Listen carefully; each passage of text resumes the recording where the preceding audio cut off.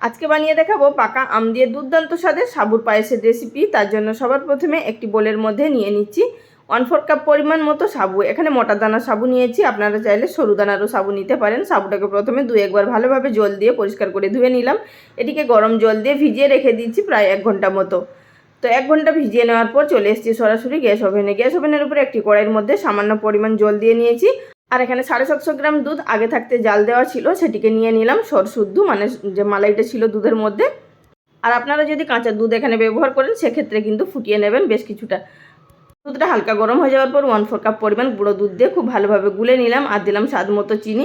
আর অবশ্যই কিন্তু মিষ্টিটা আপনারা নিজেদের টেস্ট অনুযায়ী ব্যবহার করবেন। আর গুঁড়ো দুধ দেওয়াটা কিন্তু সম্পূর্ণ অপশনাল। এখন এর মধ্যে দিয়ে দিচ্ছি সাবুদানাগুলো।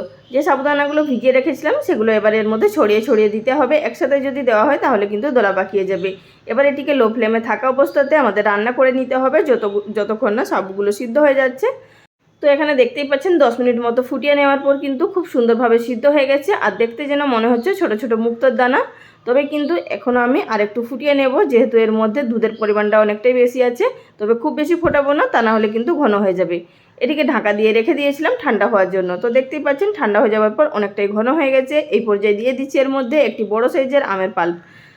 আমের পাল্পটাকে দিয়ে খুব ভালোভাবে আমাদের মিশিয়ে নিতে হবে প্রথমে। এখন কিন্তু গ্যাসের ফ্লেম বন্ধই আছে, আর কিন্তু গ্যাসের ফ্লেম চালু করার কোনো প্রয়োজন নেই।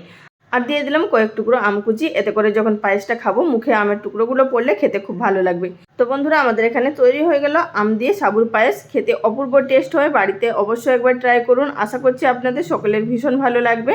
রেসিপি ভালো লেগে থাকলে অবশ্যই লাইক কমেন্ট করে জানাবেন। নতুন বন্ধু হলে চ্যানেলটি সাবস্ক্রাইব করে নেওয়ার অনুরোধ।